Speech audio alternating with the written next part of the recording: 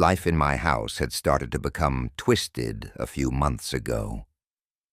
The amount of strange and psychotic incidents I had dealt with seemed to grow by the day. My 6-year-old daughter, Brandy, used to be a heavy sleeper before all this started.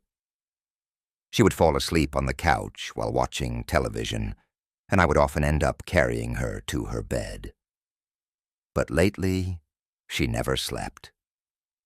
Every time I woke up in the master bedroom, I would catch a glimpse of a small face peeking around the door, silently disappearing into the shadows of the house, unrestrained glee on her small face. My wife had the most severe personality changes of all. She wasn't the woman I had married. All of her warmth, compassion, and humanity had suddenly disappeared, leaving some monstrous shell behind. Like my daughter, she never seemed to sleep anymore. She would disappear into the dark forest behind the house at night, wandering in her nightgown, barefoot, like a pale ghost disappearing into the mist. One night I remember waking up from a nightmare. The bathroom light dimly illuminated the master bedroom where I slept. I turned to my wife and found her already awake, staring at me with an insane expression, her eyes bulging out of their sockets, a wide, lunatic grin spread across her face. I sat straight up in bed, my heart palpitating with fear. "Is something wrong?" I asked, but she continued to stare at me with that inhuman expression, her eyes gleaming.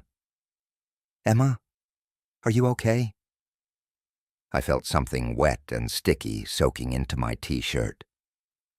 I looked down on the bed and saw a freshly dead possum lying between us, its head twisted around, its torso sliced down the middle. Intestines spilled out onto the sheets, staining them. The smell of blood and death hit me all at once, and I jumped out of bed without another word, grabbing new clothes and running to the bathroom. I locked myself in, hyperventilating for a few moments. Then I managed to calm myself down. I checked the lock again. Then I stripped naked and took a long shower, wiping the blood off my skin over and over. No matter how much soap I used, I still felt stained. When I was done, I opened the door a tiny crack and peered through. The bedroom looked empty. I had no idea where my wife was, and I didn't care. I quickly ran to the guest bedroom, locking the door behind me. And for the last couple of months, I had slept there every night. A can of police mace on the nightstand next to the bed, a brand new deadbolt on the door. The next morning, I met my friend Richie at a local diner. I'd called out sick from work, and as I sat in the booth waiting for him to arrive, hands shook uncontrollably. I spilled coffee on the table and on myself more than a few times. I hadn't slept since the incident and was only running on a couple of hours. I saw Richie arrive, striding through the front door. He wore a t-shirt to show off the tattoos on his arms. With his dirty blonde hair and blue eyes, he had a very Irish cast to his face. He sat down across from me, looking me up and down quickly and frowning slightly. He saw all of the spill marks on the table, the napkins I had used to do a half-assed job of cleaning it up, my trembling hands and sunken, tired eyes. I'm sure I was quite a sight. "What's up, Thorne?" he asked simply, not smiling. Like a lot of my friends, he always called me by my last name rather than by Julius. I shook my head. "I don't know, man," I said. "Some weird shit has been going on. Like really weird. I'm scared, man. I really am." He nodded. "Yeah, I can tell," he said. "You know I'm always here for you. Whatever you need. Just call." "Thanks," I said, trying to smile slightly. "Now, why don't you tell me what's going on?" he said. "I'm all ears. Tell me everything." and maybe we can figure out something." At that moment, the waitress came, taking our orders and bringing Richie some coffee. Once she had gone, I told him everything that had happened. I didn't leave out a single detail. By the time I was done, our breakfast had arrived, and we were both on our third cups of coffee. I still felt drained, however. The caffeine seemed to make me feel more tired, if anything. Richie said thoughtfully, eating a piece of bacon off his plate. He stared across the room, his eyes looking 1,000 miles away, deep in thought. "That is weird. I think it's more than weird," I said. "It's fucking psychotic. I'm scared to go home. I'm scared to be in the same room with my own wife and daughter." "Yeah," he said, nodding, chugging the rest of his burning hot coffee in one long swallow. "It is. Psychotic, I mean. What do you think is happening?" The question caught me by surprise. I choked on my coffee, coughing. "Me?" I asked. "I have no goddamned idea what's happening. All I know is my wife and daughter have turned into lunatics. If it was just one of them acting weird, maybe I'd think it was mental illness, schizophrenia or something." He smiled slightly at that, but his eyes remained grave. I think the seriousness with which he took the situation freaked me out nearly as much as the situation itself. "But it's not one. It's both," he pointed out. "And yet, not you. You seem totally fine." "So what's your point?" I asked. "Well, if it was some sort of strange drug in the water, all three of you should be affected. You all eat and drink the same stuff, right?" I nodded. "And if it was mental illness, likely it would only be one of your family members affected. I mean, what are the chances that two people would develop a serious psychotic disorder at the exact same time? And schizophrenia is extremely rare in children anyways." "So what does that leave?" I asked. He shrugged. "I don't know. Maybe body snatchers, aliens, mad scientists cloning people in secret government experiments. Who the hell knows?" I laughed at that. Hearing it put into words made it sound totally insane. "Aliens? Body snatchers?" I said, scoffing. "That's all science fiction crap. This is real, man. It's real, and I don't know what to do. You should leave your house immediately. You can come stay with me for a few days," Richie said. I shook my head. "I can't just leave my family behind," I said, realizing how feeble the argument sounded. I had just said these people weren't my family, after all. But Richie understood. "You mean you can't leave until you find out what might have happened?" he asked. My head slumped, all the tiredness and fear from the past weeks, leaving me lethargic and bone-tired. "I just can't leave," I said again, feeling like a prisoner. Things began to get stranger after that. Pets began to disappear.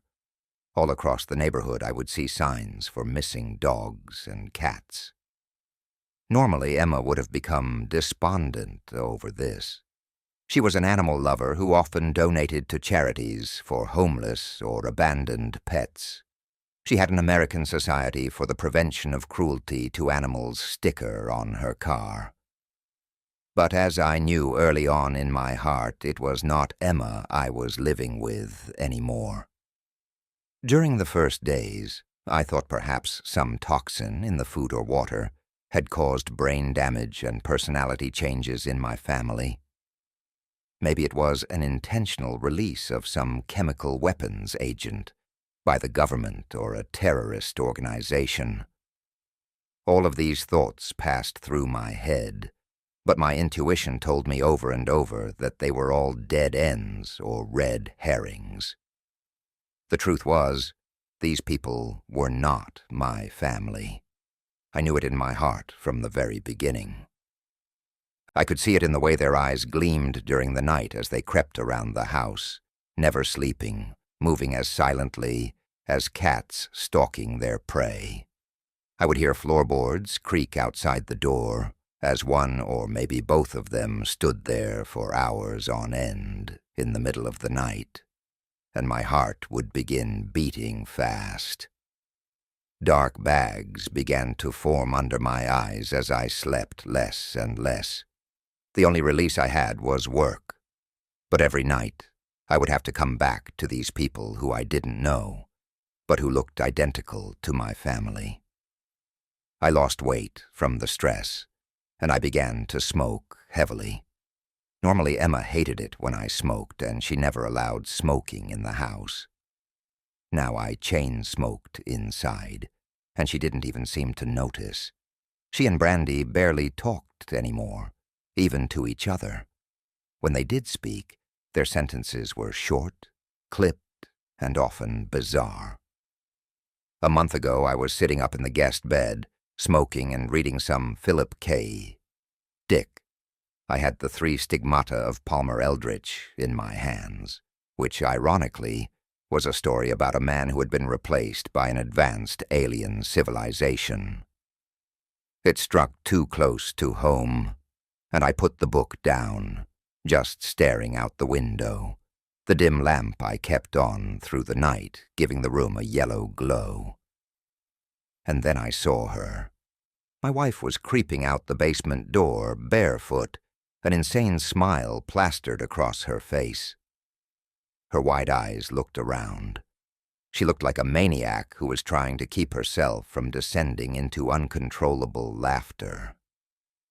"I wonder what they find so amusing," I whispered to myself bitterly, feeling cold hatred and spite towards these 2 strange people who had taken over my house. I saw her start towards the woods behind the house, taking a small dirt trail that ran towards a nature reserve a mile away. And at that moment, totally fed up and ready for this madness to end, I resolved to follow her. I got up out of bed, wincing as the springs groaned. I wondered if my daughter would be waiting outside the door with a bloody knife in her hands, ready to cut me open like my wife did to that poor possum.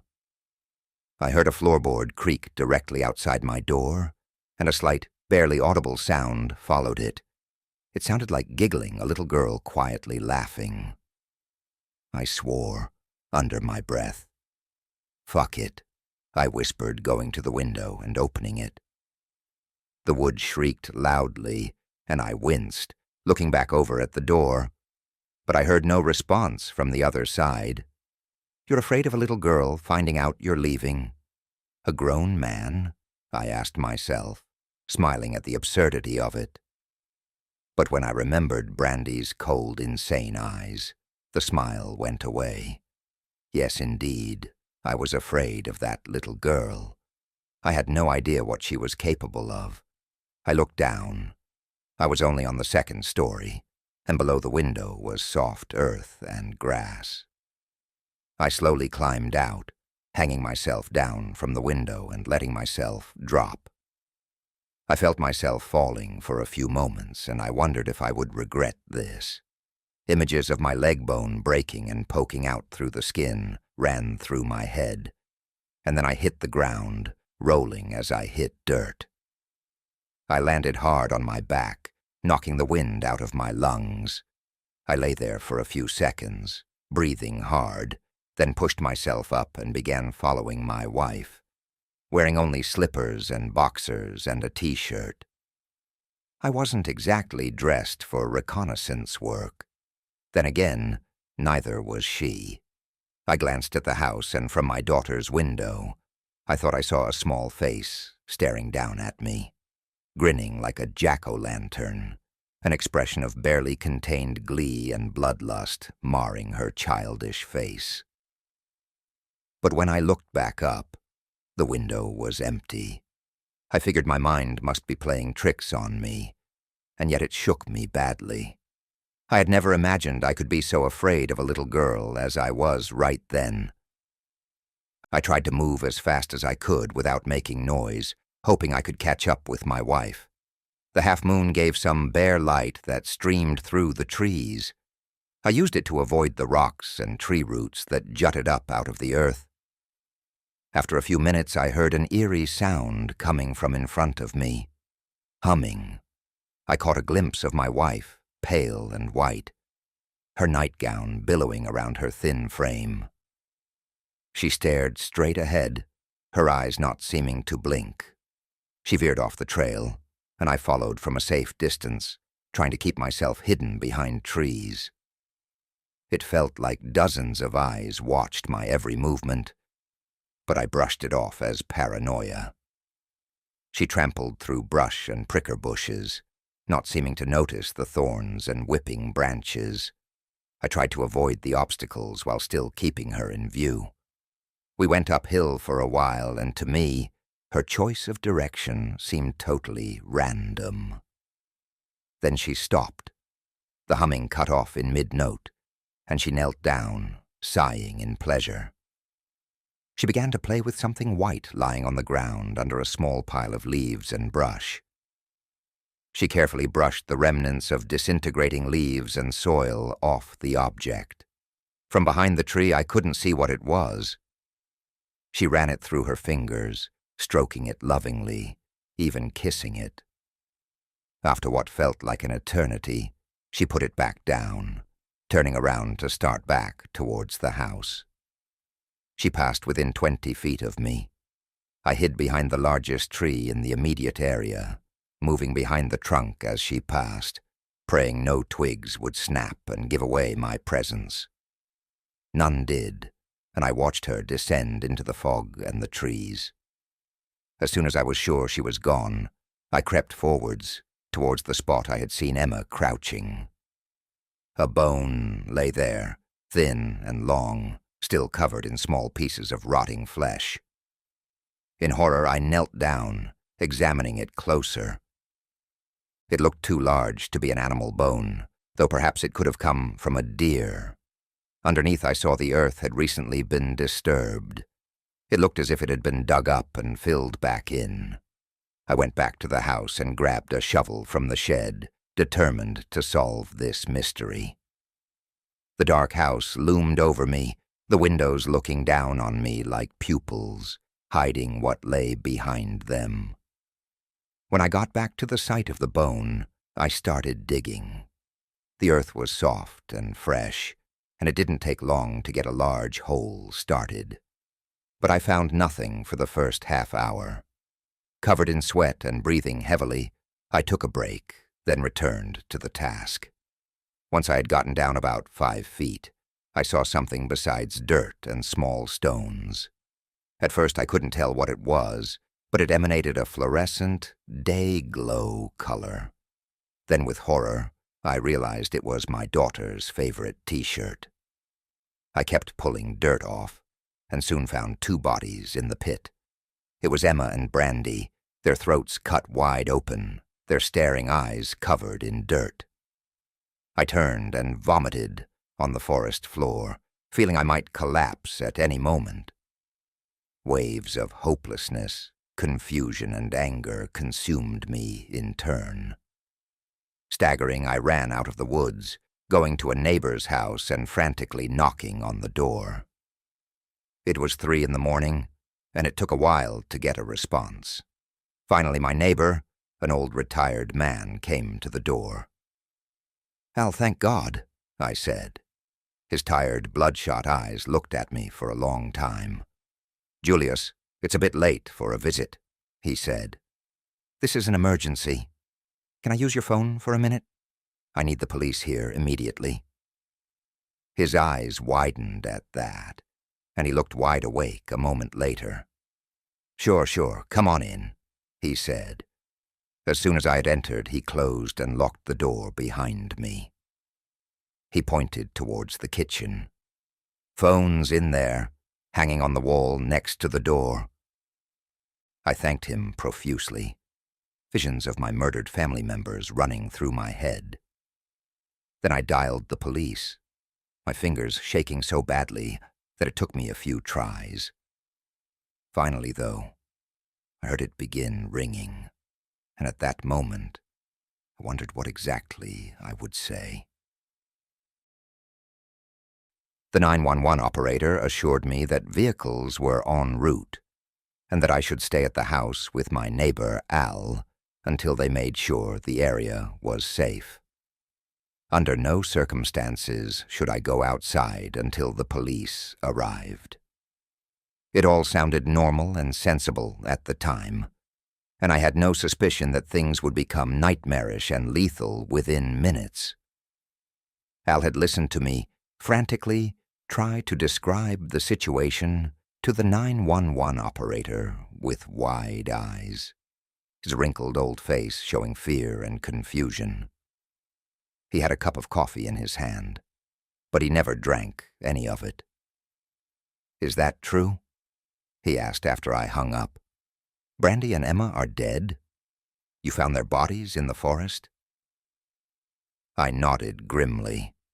I hadn't told the 911 operator about the doppelgangers in the house or their bizarre and psychotic behavior. I figured once the police saw the bodies, my story would become a lot more believable. But I didn't want to sound like a lunatic over the phone, lest the police come and think I was some delusional maniac who had just murdered my own wife and daughter and was trying to cover my own ass by calling and reporting it. I had watched more than enough true crime shows to know that whenever a wife or husband is murdered, their spouse is always the first suspect until cleared by forensics or an alibi. It seemed like no time passed when I heard tires screeching outside and vehicles pulling up in a frenzy.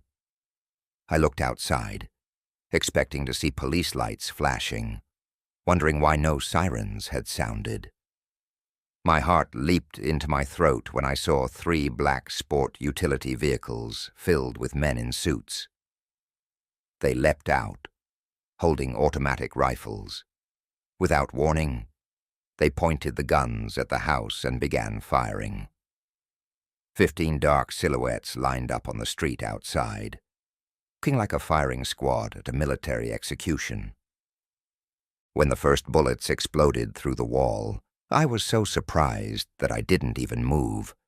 I saw Al standing there with his mouth hanging open as a bullet shattered his coffee cup, sending the steaming hot black liquid all over the floor, yet missing his hand entirely. A second later, another one came in and exploded through his chest. In slow motion, I saw a flower of blood blossom out from the gaping hole that suddenly appeared in the center of his heart. He didn't so much as cry out, but instead fell back instantly, moving his hands up as if in supplication as he clenched and unclenched his fingers. His mouth opened and closed silently as a puddle of blood rapidly spread out beneath him on the linoleum kitchen floor. Then my instinct kicked in. As glasses shattered and dishes exploded and light bulbs burst all around me, I jumped to the floor, crawling towards the back door, making myself as small a target as possible. At that moment, I didn't even realize I had dragged myself through the warm, sticky mess, pooling beneath Al's still body. His pupils dilated in death, and his mouth opened in surprise. The blood completely covered my white shirt and blue jeans. I dragged my arms and hands through it as light after light went out, each bulb exploding in turn as gunfire strafed across the house, over and over, left to right, then right to left, then right to left again. After what felt like an eternity, the shooting stopped. I had nearly reached the back door by this point. I also looked like a serial killer, with my clothing, shoes, and skin mostly covered by Al's blood. It made me feel sick to my stomach, and a part of me wanted to rip the soiled clothes off and throw them to the side as I went. I jumped up, flinging the door open and running out into the dark night beyond. Behind me, I heard the front door smash open as the men kicked their way inside. The last thing I heard from that house was them running from room to room, yelling, "Clear!" And then I reached the border of the forest, and I was quickly swallowed up in the shadows of the trees. as I wandered blindly through the trees in mortal terror, covered in goosebumps and sweating heavily, I heard the men destroy the back door of the house. They had apparently cleared the house and realized I was no longer inside. Reality felt like a nightmare, dissociated and surreal. I couldn't believe any of this was happening, but my instincts took over, and with high amounts of adrenaline surging through my blood, I ran like I never have before. The men began to come out into the forest, sprinting, turning on bright light-emitting diode lights attached to the ends of their automatic rifles. I had the advantage in that I knew these woods well. The men certainly had me beat on physical strength and stamina, though. They all looked like gym rats, their muscles bulging under their black suits, their thick bodies striding forward with purpose. They all stood tall and still for a moment as their cold killer's eyes surveyed the surroundings, reptilian and emotionless.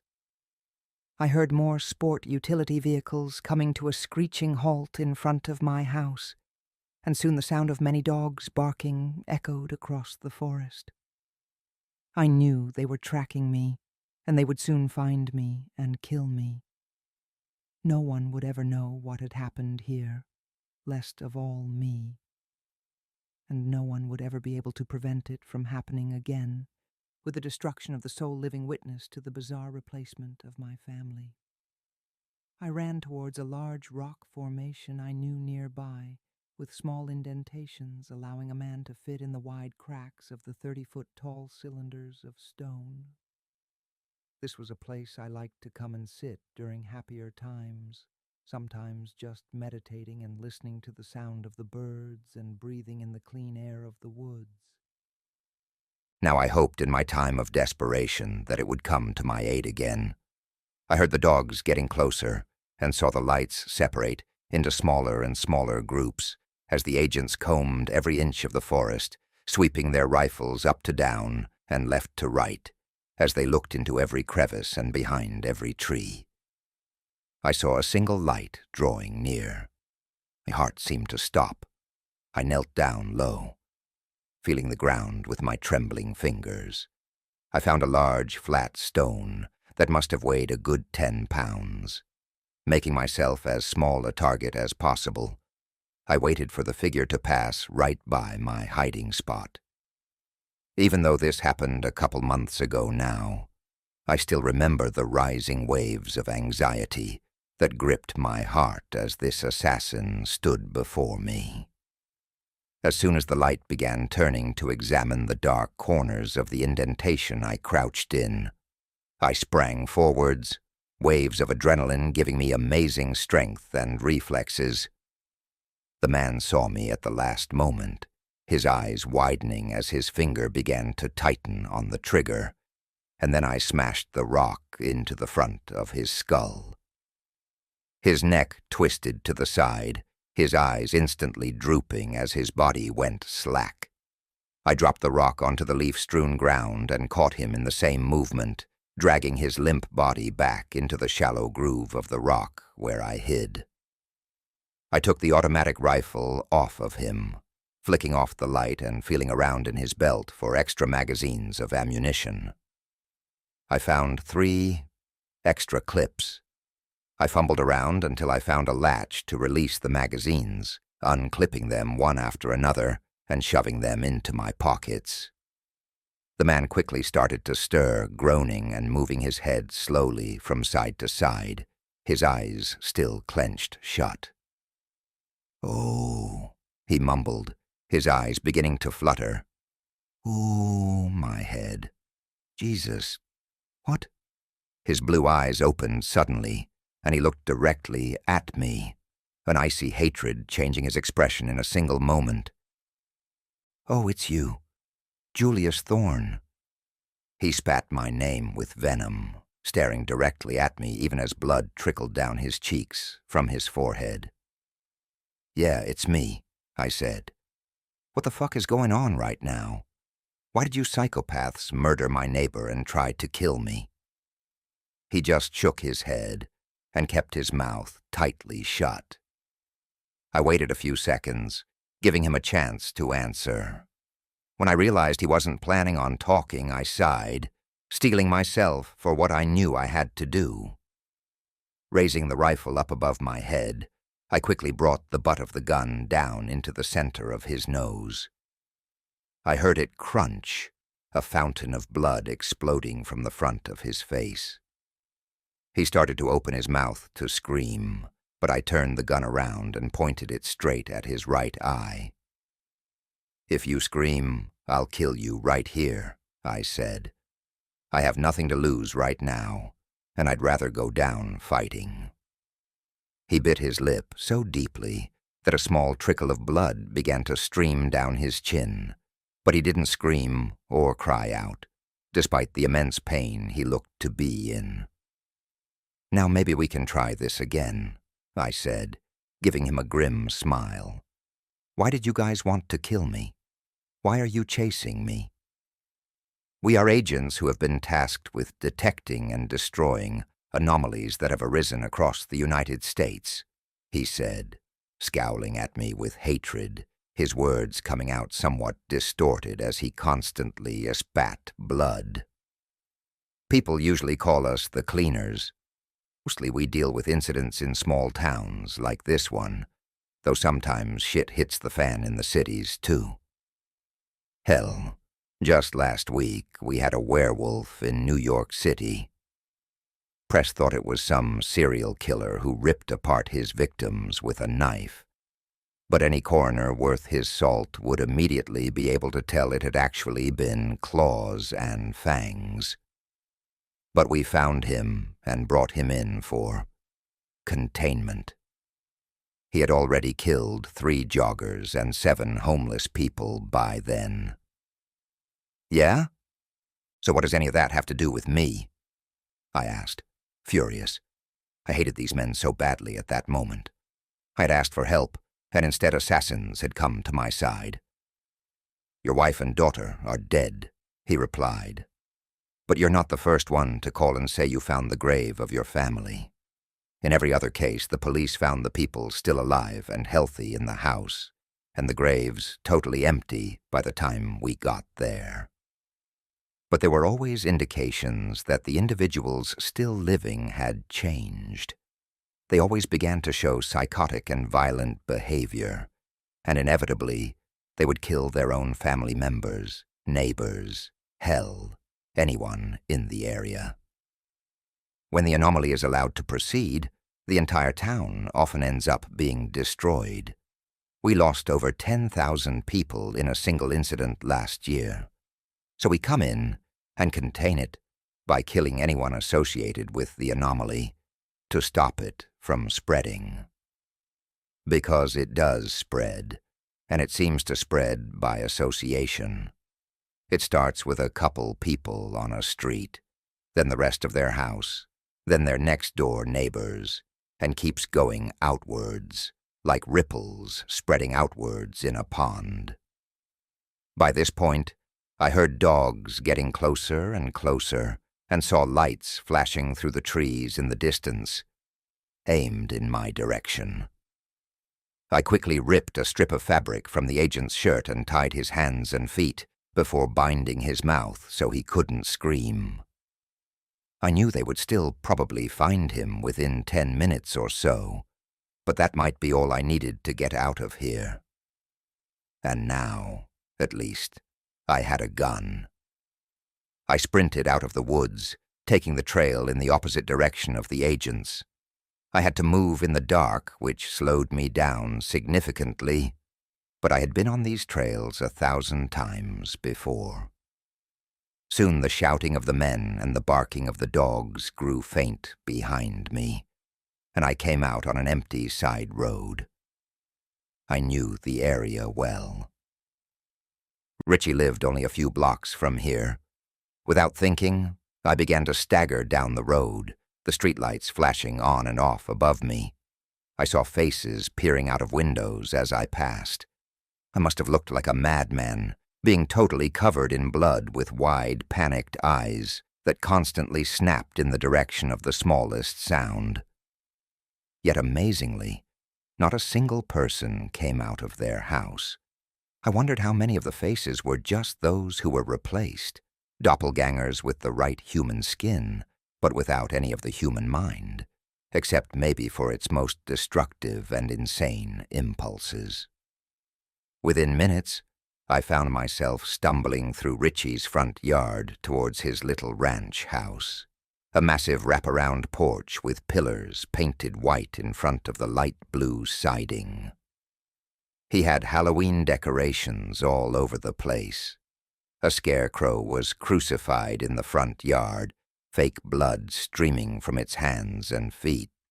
A massive painting of a reptilian humanoid with black, shining skin and tentacles coming out of its mouth stood in front of the porch, like some nightmare from a H.P. Lovecraft story. Fake gravestones were lined up, row after row of gray foam with skeletal hands rising out from the grass in front of them. I saw plumes of smoke rising from a chimney connected to the fireplace, the smell of wood smoke and decaying autumn leaves mixing in a pleasant scent that always reminds me of Halloween. I pounded on the door until Richie came and opened it. His eyes widened as he saw me. "Holy shit, Thorne, what happened?" he asked. I pushed past him, looking back furtively at the street and the dark forest stretching out before us. Hidden danger seemed to be everywhere. "Close the door," I told Richie. He quickly shut it and turned the deadbolt. He turned to me, his face pale, a shocked expression on his face. "Are you hurt?" he asked. "Whose blood is that? Is that yours?" "No," I said curtly, shaking my head. "I don't have time to explain it all now. Some men are after me. I think they're from the government. My neighbor is dead. My family is dead." I broke down then, crying. "I need help. I really need help right now."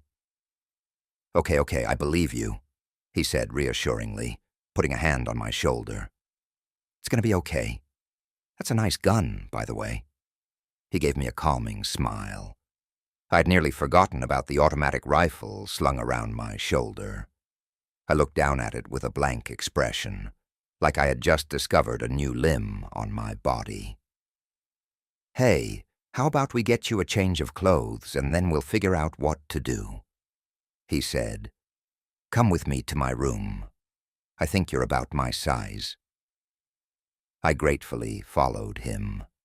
He gave me an old shirt and hoodie and a pair of jeans. I stripped off my bloody clothes, feeling how the drying, coagulating blood crackled under my dirt-stained fingers as I stripped. I felt a small sense of hope as I put on the clean clothes. I had my friend here with me now. I had escaped. I wasn't alone in this anymore, at least. At that moment, I heard a knock at the front door. It sounded light and hesitant, like the knocking of a small child. I walked quickly out of the room and saw Richie standing there, the front door standing wide open, a nightmarish shape standing on the porch. It looked like a person, but deep. Blackened burns covered every inch of their skin. Only their eyes still had any humanity left, two shining pits of despair with green irises and massively dilated pupils. They constantly teared up and rolled from side to side in agony. The person held out their arms in front of them, as if they were in so much pain that they didn't even want their arms to touch their body. I couldn't tell the race or gender of the person through the immense damage to their body. Yellowish fluid mixed with bright trails of blood seeped from cracks in its destroyed skin. It constantly moaned. The weeping wounds all over its body cried constantly, and the smell of smoke and gasoline radiated off the dying person on the porch. The figure said. "Oh, Hod, help. Please." "Oh my God," Richie said, putting his hand over his mouth. "Holy shit. We need an ambulance here immediately." He furiously checked his pockets. Then he spun, his eyes in a blind panic. "My phone's upstairs. We need to call 911 right now." "No, Richie!" I screamed. "When I called 911, those men came and tried to kill me. They're not on our side." I wished I had more time to explain. Richie heard the note of panic in my voice. His face was covered in a sheen of sweat, and the anxiety I felt seemed reflected in his expression. "Well, we have to do something," he said, a pleading tone in his voice. He looked like he wanted to turn and run away from the whole situation. Then he stopped and stared at the figure more closely. "Oh, Jesus! Is that you, Melissa?" With those words, my heart jumped into my throat. I turned to the figure with newfound horror. Melissa and Richie had dated for nearly a year. Looking closer at the figure, I could see that it did appear to be a woman, at least as far as I could tell from the curve of the body under the blackened skin. Melissa was white and thin, about 5 feet 6 inches. This thing with third-degree burns all over its body was certainly the right height and build. "It hurts," she said, her voice gurgling and loud. "Oh, it hurts so bad. Kill me. Please kill me." She waved her arms, as if trying to cool them with the crisp autumn air. "That's it. I'm calling an ambulance," Richie said, running past me. I followed closely behind him, leaving the door wide open. We went upstairs. He pulled his phone from its charger and opened it, dialing 911. He frowned, listening for what seemed like a long time. Then he gave me the phone. As I pressed it to my ear, I heard an emotionless message read by a robot with a woman's voice coming through. "Stay in your homes until the situation is resolved. Thank you for your help in this trying time." Then it began to repeat, starting at the beginning. "This is a recording. Emergency services in your area have been temporarily suspended. Help is on the way. Under Executive Order 718, martial law has been declared in your area. Until it arrives, please keep your doors locked and windows closed. Stay in your homes until the situation is resolved." "What the fuck is this?" Richie said, infuriated. "What do they mean, emergency services are temporarily suspended? Why don't we take her straight to the hospital?" I asked. His eyes brightened at this. "Yeah, let's do it. What other choice do we have? She needs help immediately. She's going to die without it," he said gloomily, his eyes growing moist. "But the phone says to stay inside. I really hate to say it, but I think she's going to die regardless," I said. "No one can survive third-degree burns over the vast majority of their body." We moved back downstairs, the phone in Richie's hand. As we came down the stairs, we saw the front door still stood open. Melissa was gone. I ran forward, seeing drops of blood and pus on the deck where she had stood. Yet there was no sign of her. Where could she have gone? She couldn't have walked far in her condition. I was amazed she was still conscious at all. She must have been in some of the worst pain imaginable. I saw a figure walking up the porch stairs. I sighed, thinking Melissa had come back. And she had, in a way. She stood before us now, fully healed, her clothes new and unburnt. She had an ear-to-ear grin across her face, and she kept one hand behind her back. "Richie," she said slowly, as if tasting the word. "Oh, Richie, I'm so happy to see you. A lot of strange things have happened tonight." Richie's eyes glistened as tears began to slide down his face. "Melissa?" he said, his voice cracking. "Oh my God, Melissa. It's really you, isn't it?" "Of course it is, baby," she said, moving a lock of blonde hair out of her face with her left hand. Her right stayed behind her back. She talked like Melissa, and she even seemed to have some of her mannerisms. but in her wide, staring eyes there was a look of bloodlust and lunacy. "Richie, stay the hell back," I said. "That's not Melissa." But he ran forward, crying, his arms outstretched. I don't even know if he heard what I said. As he crossed the threshold of the door, Melissa pulled her hand from behind her back, revealing a huge blood-stained butcher's knife. Raising it high, she ran forward, her eyes as cold as the vast empty spaces between worlds. My hands reacted without my brain even comprehending what they were doing, raising the gun high and pointing it at her chest. I saw the knife coming down, as if in slow motion, then thick drops of blood splashing in the air as bullets ripped through her stomach and heart. She jerked backwards, the knife rising back up as her arm spasmed. Stumbling, she stepped forward, futilely slashing at the air 6 inches in front of Richie's neck with all of her strength, before falling face first on the porch. Richie hadn't even reacted as the knife whizzed in the air towards his body. He stood, shell-shocked and dazed, like a victim from a war zone. So did I, except with a smoking gun in my hands. Screaming began to emanate all up and down the street as people started running out of their houses. For a couple of seconds, I thought everyone had simply reacted to the sound of gunshots. Perhaps some of them had even seen me kill Melissa, though if they had, they would have known my actions were clearly taken in self-defense. She still clutched the knife tightly in her right hand, her eyes bulging from their sockets, the maniacal grin eternally etched across her thin, pretty face in a grisly death mask.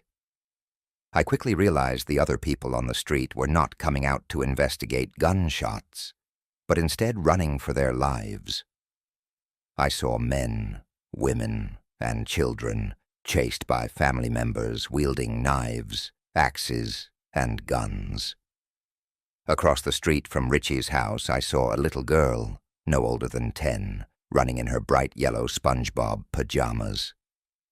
The mother, an overweight woman with pendulous breasts and greasy black hair, held a blood-stained samurai sword above her head, breathing heavily as she sprinted after her daughter with murder in her eyes. Under the harsh glare of the streetlights, she looked surreal, like a villain from a cartoon. "Mommy, no!" The girl shrieked, flailing her arms in front of her as she ran, as if she hoped an invisible guardian angel would grab her and carry her away. "Daddy, help me." But I had a feeling her dad was not coming, based on the amount of blood already on the murder weapon. Richie and I began to run towards the girl, but the mother closed the distance quickly, her nightgown flying furiously around her waist. Her eyes wild, a twisted grin marring her pale face. She raised the sword, bringing it down on the back of the girl's leg. With a squeal of agony, the girl fell forwards, her pajamas quickly turning crimson with the blood streaming down her leg. She began to crawl away, weeping and shrieking for her father. Behind her, the mother raised the sword again, intending to strike the killing blow. With the girl on the ground, I had a clear shot now. I had been tempted to try to take her out earlier, but the girl had stood right between me and her mother, and I feared that I would kill them both if I fired. Now I had the mother right in my sights, the lunatic gleam in her dark eyes, making her seem somehow inhuman, even alien. I squeezed the trigger, watching her head explode in a shower of hair, skin, and bone splinters as a short burst of 3 or 4 bullets exploded out the end of the barrel. Her headless body stood there for a few moments, holding the bloody sword high, the neurons still firing in a body that didn't realize it had lost its life yet. She staggered forwards, falling towards her daughter, the spurting stump of her neck soaking the girl in her mother's blood. The girl continued to crawl away from this nightmarish figure that had once been her mother. Running forwards, Richie grabbed the girl, carefully lifting her up behind her knees and shoulders. I covered them as mayhem broke out all down the street, continuously moving the barrel of the automatic rifle in the direction of any nearby sounds, ready to fire at a moment's notice. Most of the houses were spaced a few 100 feet apart, with thick forests that stretched behind them for miles. Further down the street, I saw chaos and bloodshed as deranged family members murdered their own sons and daughters, their own mothers and fathers, littering the street with the corpses. Pain-filled screams shattered the silence of the night, echoing and distorting as they mixed into a nightmarish cacophony. Even months later, I still hear them when I'm falling asleep, the horror-filled cries of children in their last moments. We ignored the bloodshed and ran back towards the house. The girl's blood dripped all down Richie's arms. She moaned and kept rolling her head, eventually letting it settle against Richie's chest. Then she went quiet, her eyes closing, a peaceful look coming over her face. We ran through the open door. Richie took the girl into the kitchen, putting her on the table. I stayed behind, locking the door before also engaging the deadbolt. I turned around, assessing the damage. The girl's eyes stayed closed as Richie took off her pajama bottoms. We both had college degrees and a great deal of theoretical knowledge on many subjects, but neither of us had any real experience in assessing or dressing wounds. I took out my phone, instinctively going to YouTube to type in how to give someone stitches, but I noticed my internet didn't work. All phone calls and text messages refused to go through. Apparently, they had taken down all cell service as well as revoking emergency services. "Okay," I said. "We have no internet. We're going to have to do this blind. I don't think it's that difficult." "I think you know more about this than I do," Richie said. "You always loved anatomy and dissections and all that." I nodded grimly. I went and washed my hands while Richie grabbed a box of latex gloves from a kitchen drawer. I walked back to the girl and started to clean the area with paper towels, a bowl of water, and a clean rag sitting next to the prone figure on the table. Soon the water had turned a bright red as I used the rag to clean the blood off her skin. I could see the wound had not hit any vital areas. I saw no severed blood vessels spurting bright red arterial blood in time with her heartbeat, and the bleeding had already started to slow. I sighed in relief at our small bit of luck. "It looks a lot worse than it is," I said. The sword cut into the muscle somewhat, but it missed all the major arteries and veins in the area. She might have a hard time walking, but I think that as long as we clean and bandage it properly, she should be fine. "Assuming she gets out of here alive," Richie pointed out. I nodded. He went and grabbed a sewing kit from his living room, something Melissa had left behind. From the garage, he got a length of fishing line. After sterilizing the needles and fishing line and cleaning the wound with alcohol, I threaded it and began to stitch the girl's skin back together. The girl still lay on the table, catatonic and pale. Richie and I sat in the living room, unsure of what to do next, waiting for her to wake up from her catatonic state. "You know what I think?" Richie asked. "No, but I'm sure you're about to tell me," I said, glancing out the window. Richie's eyes gleamed, his hands shaking. I couldn't tell if it was terror or excitement. You know how the Bible sounds totally nuts, at least the Old Testament part, where they talk about how all women came from a man's rib and how there were only two people, and everyone is descended from their children's incestuous coupling. I nodded. This was a topic Richie had gone on at length about before. I knew where he was going to try to steer the conversation. I sighed, looking out the window again. Other than the dozens of bloody bodies strewn across the street, everything looked idyllic, just another peaceful street in a small American town. Yeah, and you think it has something to do with aliens, right? I said. He nodded quickly, gesticulating crazily with his hands now. I mean, yeah. Think about it. A woman coming from a man's rib. That doesn't even make sense. Unless... He put his finger up. It was some sort of genetic engineering. Perhaps they wanted his bone marrow for its DNA. You don't need to take out someone's rib to get their DNA, I retorted. You can literally get DNA from any part of their body, except the red blood cells, of course. He looked at me quizzically. I forgot just how much you know off the top of your head sometimes, he said, shaking his head. Why not the red blood cells? Because they lose the nucleus when the progenitor cell creates them, so they have no DNA and no nucleus. I thought I saw a shadow flicker across the street, but when I turned my head, I saw just shadows. A flag waved lazily in the front yard. Well, anyways, they might have had a reason for using the bone marrow for genetic engineering. Why do you think Adam and Eve's great-grandkids weren't deformed mutants or babbling idiots? Richie asked. I don't know. You tell me, I answered.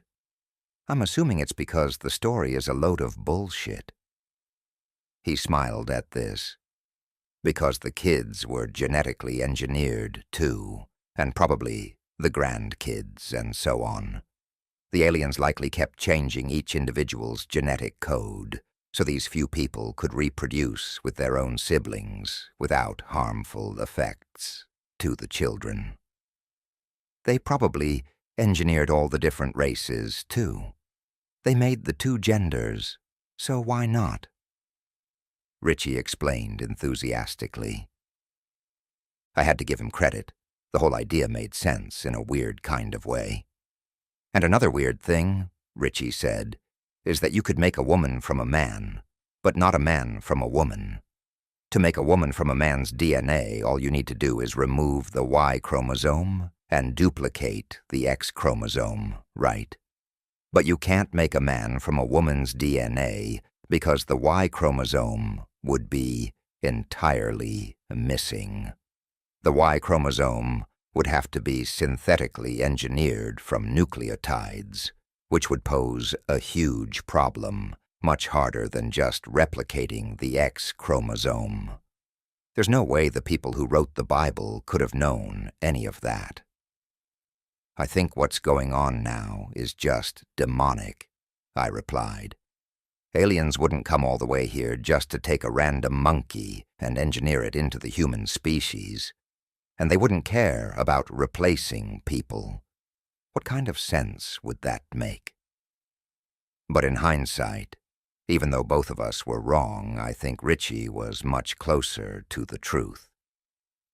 The girl woke up about 15 minutes later. I heard her moaning from the living room.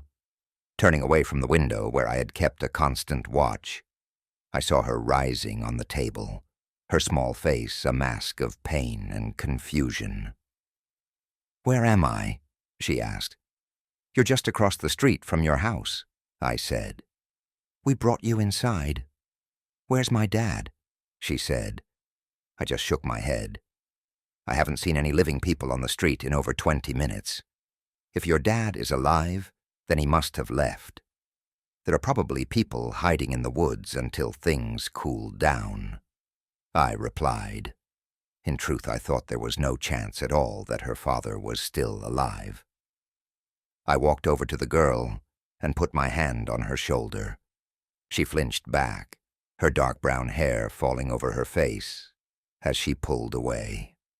"I'm not going to hurt you," I said. "My name's Julius, and my friend's name is Richie. You already know Richie, though, right?" She nodded. I've seen him a few times mowing the lawn and stuff, but I don't really know him, she responded. Well, he's one of the good guys. So am I. That's why we brought you inside and bandaged your leg. I even gave you stitches, though I don't know how professional they look. They'll do the job until we can get you to a hospital, though, I think. My name's Alice, she said, smiling, red spots rising on her pale cheeks. Thanks, I guess. But do you know? At that moment, the lights flickered. They came back to life for a moment, and then died again. Ah, shit, I said. Richie sprang up from the couch, navigating his way through the dark to the kitchen. I heard him shuffling through drawers, and then he pulled out 2 flashlights. He turned one on, and then began to walk over to give me the other. No need, I said, turning the attachable light on the assault rifle on. Its LED light looked blinding, much brighter than Richie's 2 flashlights. He turned and gave the other to Alice. Thanks, she said shyly, turning it on. I went back to the window, deciding to check and see if there was any movement yet. With the streetlights out, I could barely see anything. I shone my light through the window and screamed when I saw a figure standing inches away on the other side of the window, grinning. Strange white tentacles covered the area where its eyes should have been, writhing and undulating, thick with slime and blood. Underneath it, I could see the face splitting in 2 as its grin spread ever wider, separating except for 5 inches of bone and glistening muscles at the back. Hundreds of sharp, serrated teeth gleamed in the light. Its body looked skinned, wet with blood that dripped from its bony fingers. It closed its mouth, the flesh coming together without any line or mark indicating where it had separated, and in a gurgling voice, it spoke. The experiment is nearly complete. We will keep the strong alive. In the end, you will stand alone, and to us you will return. But do not be afraid. We will make the strong eternal. Why are you doing this? I screamed, finger tightening on the trigger. I wanted to blow apart this monstrous apparition, but something inside told me to hold my fire. I had a feeling he had not come alone, and if I began shooting, it might force them to invade the house and attack me.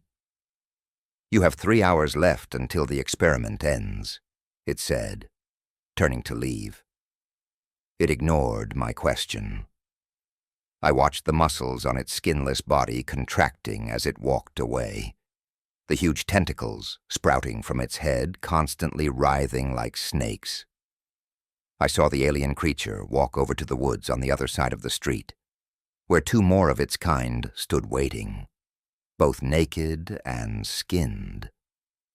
A man in a black robe with the hood pulled over his face followed behind them as they disappeared into the shadows.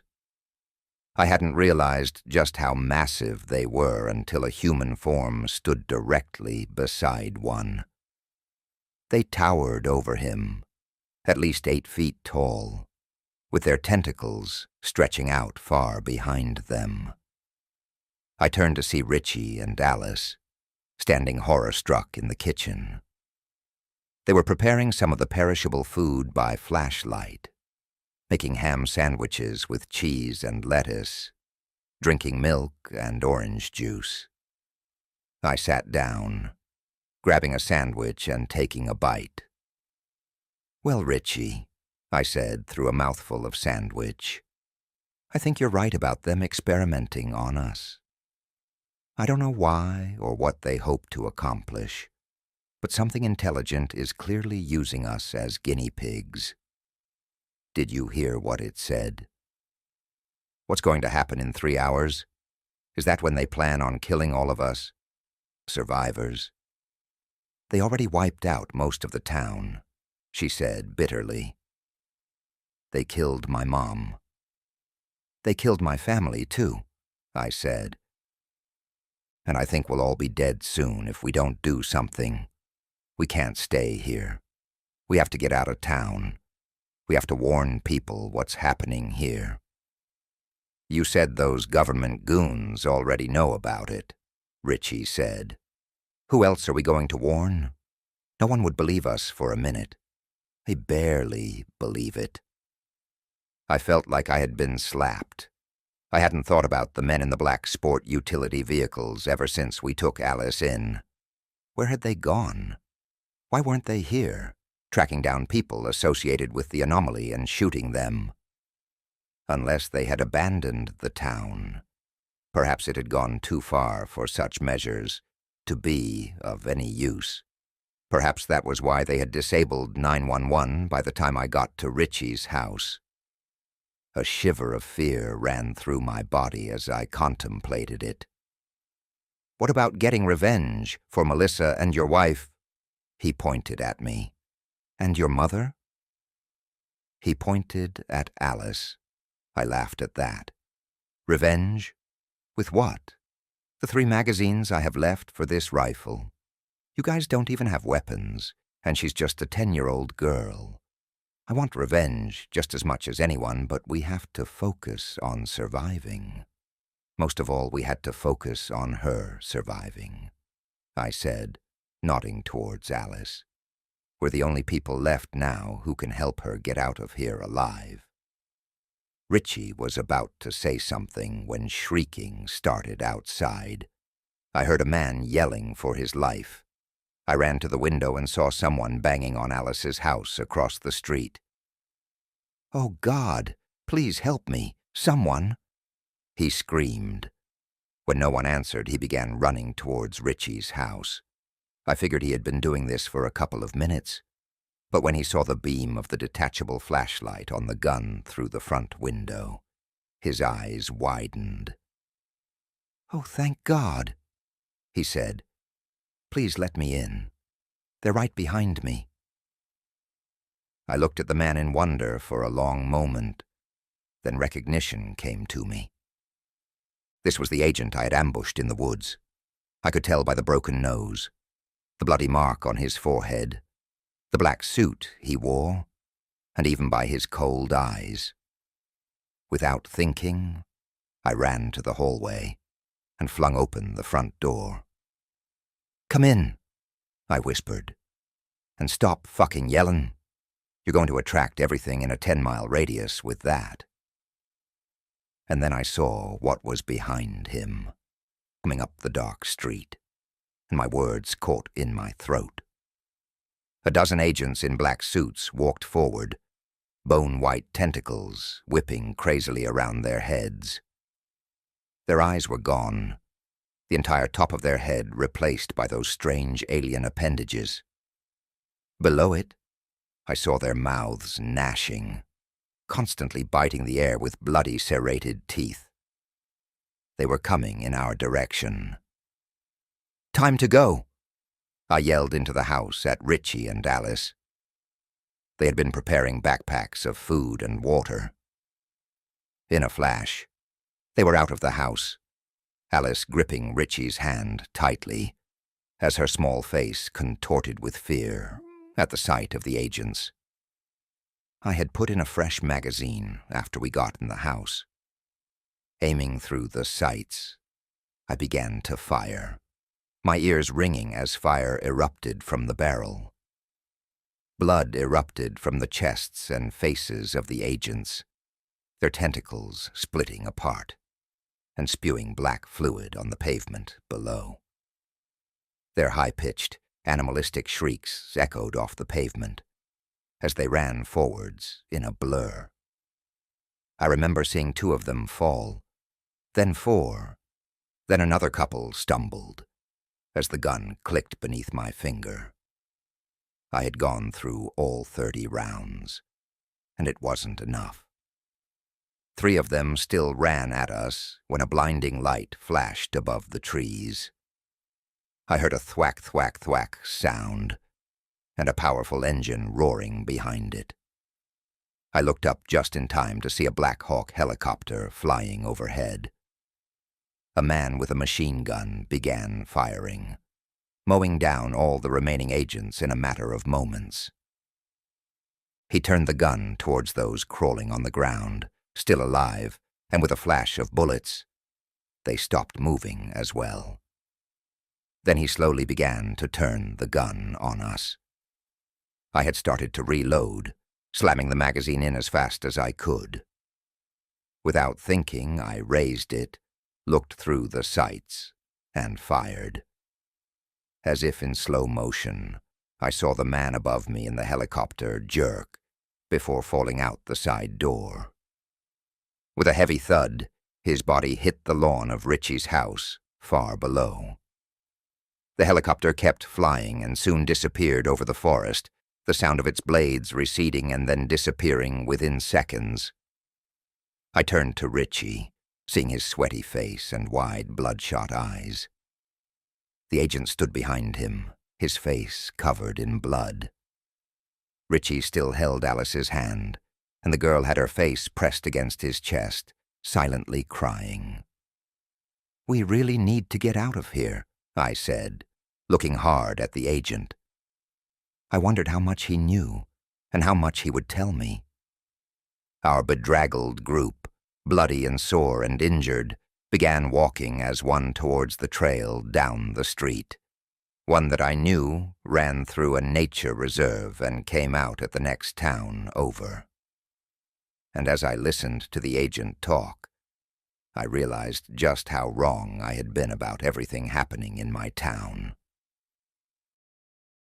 Part 1. The man said his name was Agent Kellerson, and what he told the group mostly lined up with what he had told me when I had ambushed and beat him. Their secret government agency, which he would only call the Cleaners, had been alerted to the presence of a potential anomaly in our little town. Whoever had alerted them had made it sound like it was only a couple of scattered cases of families being replaced. But when they arrived, they found the trickle had turned into a tsunami. Townspeople flooded emergency services with calls around the time I had called, until they had to turn off the service and deliver a pre-recorded message announcing that emergency services were suspended. It didn't help that most of the police were themselves either replaced or being attacked by psychotic family members. And so we began to contain and eliminate the anomaly by the only means available, he said. Any time an emergency services call alerted us to the presence of a potential replaced family, we would go and exterminate the group, prevent a further spread of the sickness throughout the community. Yet it got to the point where nearly every house on every street had become compromised. We began having to go from house to house, still quickly alerted to any emergency services calls in the meantime, until our agents became overwhelmed. That was when we found you hiding in your neighbor's house, and we were ordered to eliminate you and your family immediately. But we never got a chance to find your wife and daughter. Due to circumstances you already know, we had to put all our resources towards tracking you before you escaped, and potentially spread the contamination further. And then we planned to come back and exterminate the doppelgangers. After you ambushed me and tied me up, sat there waiting for about 5 minutes for the rest of the group to come in my direction and free me, then I began to give up hope of them finding me quickly. I still heard them talking far off through the trees, but they had stopped moving forwards. I was able to shimmy towards the face of the cliff and rub the cloth bindings against a jagged piece of rock until I freed my hands. By that point, I knew something had gone wrong with the rest of my group. For one, I could hear their screams echoing through the forest. I looked in their direction. Dozens of their bright, light-emitting diodes' lights still bounced around crazily, sending chaotic shadows reaching out everywhere. I couldn't tell what the hell was going on. I heard my team leader yelling orders, trying to get the men in line. Then the shooting started. All of the guns started firing at once, spraying hundreds of rounds in seconds. A blinding purple light shot out of the area, and instantly everything went deathly silent. The agent went pale as he recalled this, walking next to us over the rocky trail that wound up a hill and down into the next town over, which was located in a valley. I snuck close to the chaos, trying to see what was happening without getting directly involved. I needed to see so I could figure out the source of the anomaly. I thought I might be able to report it to my superiors, and then we could work to quickly eliminate it, root and branch. I saw something in the ground, half buried. What stuck out had strange silver and gold spires, as thin as silk, as if they had been spun by some alien spider. They intertwined and interweaved in thin, tapering columns, no more than a few inches wide at the base, rising 20 feet above the ground. The agents all stood around like zombies, not saying a word. They swayed slightly on their feet, like plants blown in a light breeze, their movements synchronized and eerie. It seemed like a single consciousness ran through them, controlling them like puppets. The purple light started up again, coming out in rippling waves. It moved out slowly, forming iridescent ripples and fractal patterns with grid-like energy that crawled through the trees and brush. I saw the silver and gold spires also begin to light up, glowing as the purple light formed some strange sort of cyclone around the spires, spiraling up around them in perfect circles. The mouths of all the agents dropped open at once as their flesh began to ripple and melt before my eyes. I started to crawl away quickly then, trying to make as little noise as possible. When I last looked back, I saw the tentacles growing out of their faces, like a parasite ripping its way out of someone's skin. He shuddered. "So what happens now?" Richie asked. "What is the next step for your organization when all the agents on the ground are dead? Or worse?" "Well, according to military doctrine, if the first line of ground offense is removed, the next logical step is to take the air," he said. "That's North Atlantic Treaty Organization doctrine, and the Central Intelligence Agency and all other agencies generally follow the military principles outlined by the North Atlantic Treaty Organization generals and leaders." "So we can expect airstrikes?" I asked, horrified.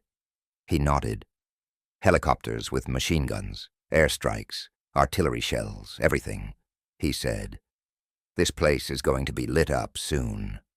We want to be as far as possible from the center of town as we can get. In the past, they haven't hesitated to use biological or chemical weapons on the entire area. Hell, one time I remember our group was assigned to a town where the water supply got contaminated by some sort of alien fungus that transformed the people into a hive mind. Most of the cleaners got wiped out on that one, and nearly all the Central Intelligence Agency agents, too. They ended up having to exterminate the whole area with nerve agents like sarin and cyclosarin until nothing was moving on the ground. The town is still blocked off by military roadblocks. They used the old line that a coal mine caught on fire underground, and that it will burn for decades. But everyone higher up in the government knows the truth. We had progressed far up the trail by this point, and I could see the entire town below us. Not a single light shone in any of the houses. No cars drove by on the roads below. The place looked eerie and abandoned. Yet, occasionally, a scream of terror or pain would rip through the night, faint but clear, echoing up to the tops of the hills and through the trees until it faded out to nothing. I saw multiple helicopters crisscrossing the skies. They used giant spotlights to sweep the roads and the front and back of houses, looking for any sign of movement. Occasionally, automatic weapons fire would begin shrieking from above. a sign that they had got another one, though whether they were murdering just doppelgangers or innocent civilians, or both, I didn't know. I wasn't even sure how many innocent civilians could still be alive after the chaos and bloodshed we had seen, based on the fact that the helicopter machine gunner had started to target me before I killed him. I believed they were going around murdering anything that moved. Perhaps the anomaly had spread so fast that they thought they had no other options. As we examined the view under a cloudy nighttime sky, the first non-human craft began to blur across the horizon. They flew low, barely clearing the treetops, and moved much faster than any jet. And yet, it gave off no sonic boom and didn't even make a noise. It moved forwards in a strange, jarring manner, jumping from one point to another in a blur, then suddenly slowing down. I only caught a glimpse of the craft, a tangle of silver and gold filaments that formed a lattice pattern across the massive body. It had the same kind of architecture as the spires Agent Kellerson described, being composed of thin, curving strands that rose up and down the body of the craft. It glowed a soft blue, giving off a low, humming sound and emanating a smell like ozone and freon. Moving in a graceful arc, it flew across the town like a great golden dragon. Behind it, I saw 3 fighter jets furiously trying to catch up to the alien craft. They fired missiles that sprouted fiery trails and raced across the sky, smashing into the back of the craft's body. A flash of light pierced the dark sky as the missile ignited, its bellowing explosion echoing over the hills towards us a moment later. The craft came to a complete halt in the air, freezing in place as if a video had been paused.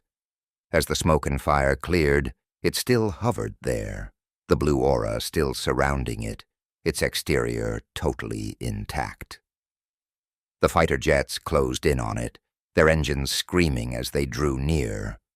The blue light shimmering around the craft grew rapidly, forming a cloud that seemed to suck in the air around it.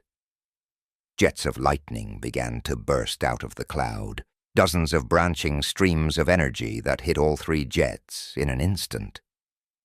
Pieces of their planes exploded, flames leaping out of the shell.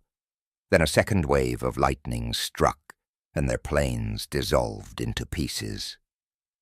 The cloud that surrounded the craft dispersed, blown away by the wind.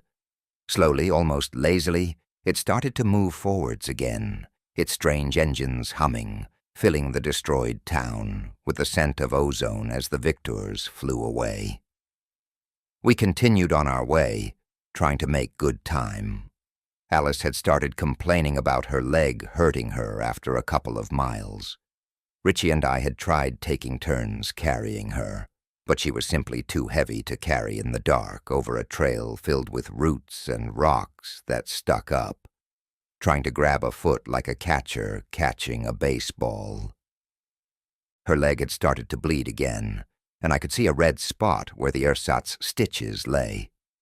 "This isn't good," Agent Kellerson said to us as the girl limped farther behind. "We might need to leave her behind." "There's no goddamn way we're leaving her behind," Richie whispered angrily. "If we don't get out of this town in the 3-hour timeline, we're all dead. You understand that, right?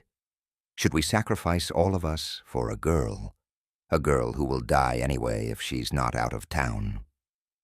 Agent Kellerson retorted. "We don't know that they plan to kill us at the end of the time limit," I said, thinking of the strange, tentacled face I had seen through the window and the glimpse of white, staring eyes behind the writhing appendages. I had seen them only for a moment, like a shooting star glimpsed out of the corner of the eye, but the intelligence contained in those strange orbs had been undeniable. I looked back, checking on Alice. She lagged further behind than ever. I groaned, stopping to go check on her. I heard a rustle through the trees as I circled back. My heart leapt as I spun towards the noise, raising the rifle. Behind the bushes, through the shadows and branches, I saw myself. I was wearing the same clothes, the same random hoodie Richie had given me. I had the same haircut, the same shoes, everything, except the eyes weren't the same. They gleamed with insanity, shone with a psychotic rage powerful enough to dissolve reality. Behind myself, I saw the other members of our group scattered randomly in the distance. Alice, Agent Kellerson, and Richie, all standing behind trees or hiding behind bushes, peering out in the dim light that filtered through the brush. Alice had caught up with me now.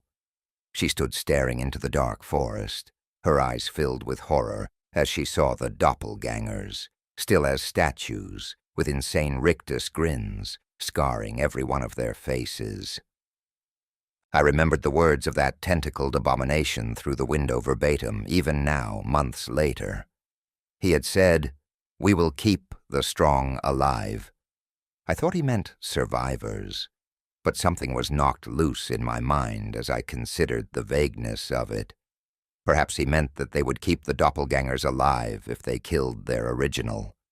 Maybe he had meant the strongest of the two entities, one insane and fearless, one rational and human.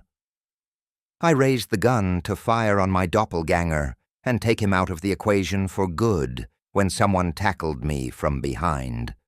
I went flying forwards under the unexpected assault, my head smacking hard against a tree as the ground knocked the wind out of my lungs.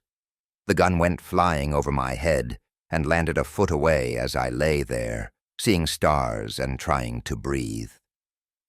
In a dreamlike state, I saw Al's doppelganger approaching me, reaching into the back of his pants for something. I breathed fast, willing myself to move, to go to the gun. My head swam, and the world seemed dark. I felt blood dripping down my scalp, curving around my ear in a small stream. Al pulled out a claw hammer, the sharp end already covered in hair and blood. He grinned at me. "Time to get some work done," he said, in his old man's trembling voice, running at me with the hammer raised. I heard yelling from Richie and Agent Kellerson as they turned and began coming back towards me. But they seemed so far away. I took a deep breath, and as Al lunged at me with murder shining in his face, I raised my foot up and kicked him square in the crotch as hard as I could. His trajectory, as he came down with the hammer, didn't change much because of it. I saw his eyes widen in pain, but the sharp end of the hammer was still whirring through the air towards my skull, his entire body following its path. I rolled away, hearing the hammer crash into the earth with a dull thud a moment later. Richie reached me then.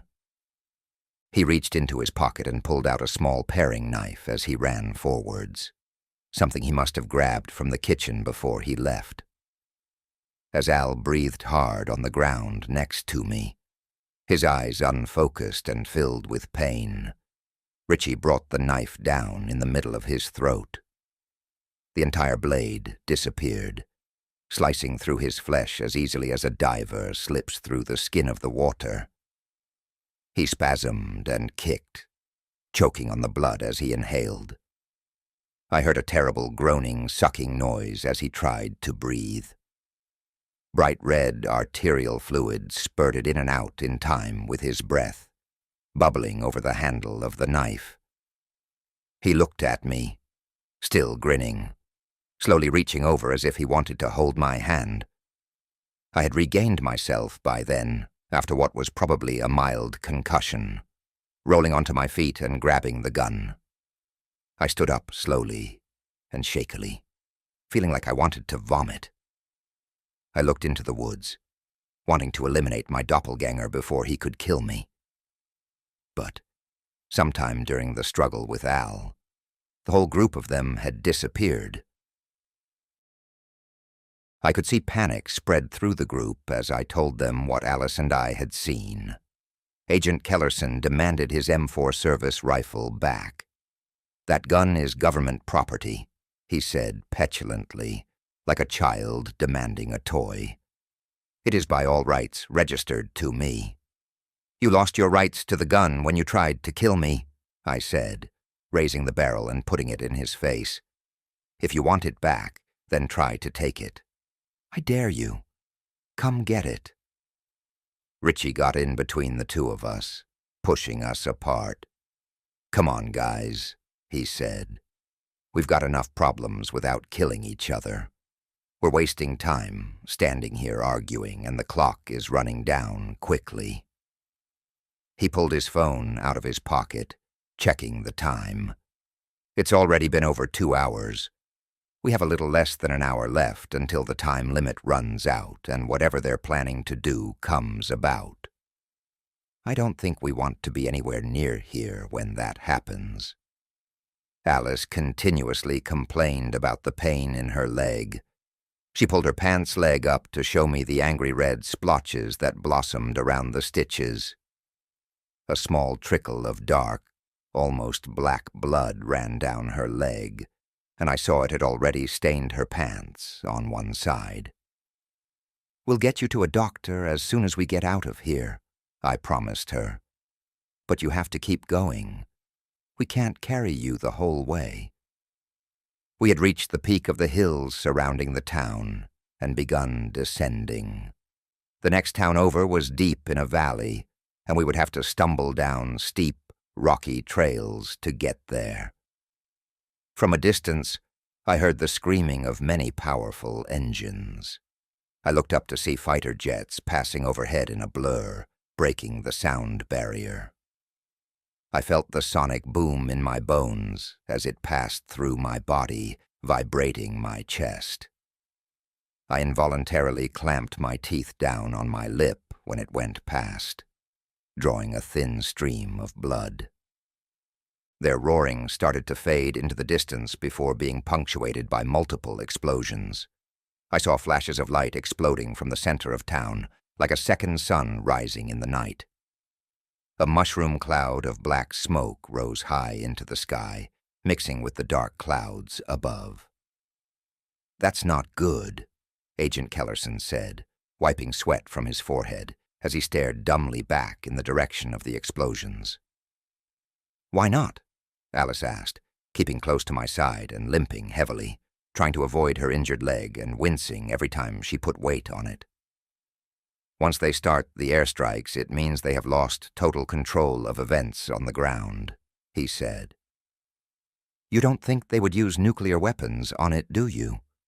Richie asked. Agent Kellerson shook his head. "No, that would raise too many red flags," he answered.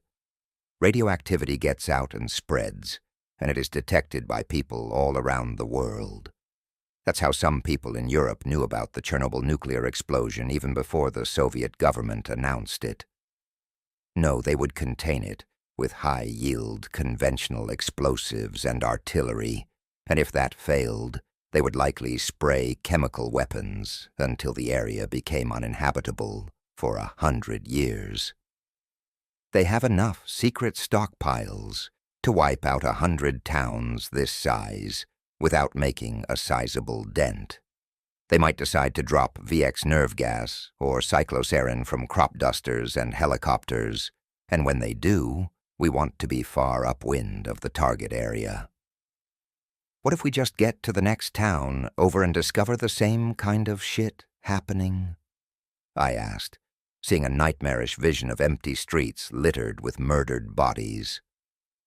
I think my will would have broken if I had arrived there and found it filled with psychotic twins, especially after the loss of my family, and very likely the deaths of all my friends who lived nearby, except, of course, Richie.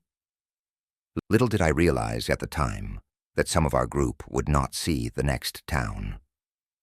Within minutes, 2 of us would die. I was walking next to Richie with Alice limping along in front of us. Agent Kellerson walked in the rear, continuously checking the trail behind us for signs of stalking.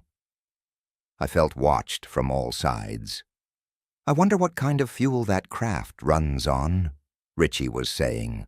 "Hydrogen fusion or antimatter, or maybe some sort of quantum state we don't even know about yet." "Actually, the government has reverse-engineered at least one of the craft," Agent Kellerson said. It had an outer shell composed of a spinning substrate called a Bose-Einstein condensate, a type of superfluid that defies gravity, and in the center... But we never got to hear about the engine. In a blur, two figures ran out of the bushes, wielding axes dripping with blood. With eyes bulging, I saw my doppelganger swinging the axe down towards my head. I felt as if I saw it all in slow motion. I raised the automatic rifle and pulled the trigger. The recoil made the gun raise up high as a burst of gunfire shattered the nighttime silence. The bullets missed the doppelganger by mere inches, smashing into trees a few inches above his head and raining splinters down on his hair and face. Realizing I had run out of time, I tried to lunge to the side, but the axe caught me hard in the right shoulder. I felt it slice through the skin and shatter the collarbone below. I fell back, my arm going numb from the sudden shock of the brutal attack. As I landed on the ground, the wind getting knocked out of my lungs, I saw Agent Kellerson stumbling back, the blade of an axe sunk deep into his forehead. He raised his hand to his spurting face, smacking his forehead as if he had just remembered something important. His lips opened, gasping, his legs trembling and wavering before he fell forwards, the impact forcing the axe deeper into his skull. His murderer, his identical twin, lunged forward, wrenching at the axe, trying to pull it free. With every jerk to the left and right, more great gouts of blood gushed out. Richie fought back against his doppelganger. I saw his lunatic twin raising a gleaming butcher's knife. Richie had his hands up as if in supplication, the small paring knife held loosely in one hand as he tried to back away. The doppelganger began to swing the blade wildly back and forth, 2 strokes slicing deep into Richie's chest. And then Alice began to scream behind me. I turned to see her crawling away from the mayhem. A small silhouette crouched in the bushes only a few feet away, only the white, grinning teeth showing in the thick shadows of the brush, gleaming like some demonic Cheshire cat. As if stuck in some nightmarish vision, I saw our group being slaughtered from all sides. Slowly, too slowly, I grabbed for the gun, seeing the flash of metal out of the corner of my eye as my doppelganger came in for the killing blow. I raised the gun above my head at the last possible moment, bracing myself for the blow. The blade came down on the side of the gun, sending jarring vibrations racing through my body. My shoulders felt like they had nearly gotten pulled out of their sockets, but at least I was alive. I spun the barrel towards his face, pulling the trigger. It blew apart his cheeks and nose, and for a moment I saw into my own skeletal face, the grinning teeth half blown to shards as the figure swayed like a boxer before a knockout. Then he fell forwards, landing heavily on top of me, covering me with my own blood, a somehow familiar stickiness and smell emanating from it as it flowed out. I fought against the corpse, kicking and rolling. The dead weight of it pressed the gun down on my chest. I heard Alice's pained shrieks, and even more terrifying, nothing at all from Richie. As I rolled my doppelganger's corpse off myself, heaving with a sudden burst of energy, I realized I couldn't move or feel my right hand. I looked down and saw it, white and pale, laying as limp as a dead starfish. Using my left, I grabbed the gun, turning towards Agent Kellerson's doppelganger. I saw him standing over Richie's dead body, swinging the axe again and again into the meow of Richie's chest. Richie lay there, staring at me, his eyes wide and horrified, his eyes seeming to become black as his pupils dilated in death. With every blow from the axe, his head shook as if he were saying no. I shot the agent's doppelganger, my vision turning blurry for a moment. The burst of gunfire made my ears ring. With a shrieking tinnitus blurring my hearing, I turned towards Alice. I saw two Alices, dressed in identical clothing, both covered in blood and cuts. They bit and grabbed at each other, and I had no idea what to do. Then I realized one of the doppelgangers was missing. I heard the rustling of bushes directly behind me. In the top of my vision, I saw the knife coming down. I rolled, but it slammed hard into my white, dead palm, pinning the numb hand in the ground as blood rushed out from the wound. With my other hand, I raised the gun and pointed it at the grinning figure of Richie. Without hesitation, I fired, opening up multiple holes in the center of his chest. I turned back to the Alices, wondering what the hell I should do. But as I looked over, I found I was too late. One stood over the other, choking her, pinning her to the ground. The girl on top had blood seeping from her leg, and I had a surge of hope. That must be the real Alice. The other one's face turned purple, deepening and darkening into a sickly, suffocating shade, her lips turning blue. As she died, a wave of heat and light overtook us. An explosion rocked the earth moments later, shock waves passing through the ground. I turned back to the town, seeing a massive mushroom cloud rising high up in the air. It seemed nothing was left of it.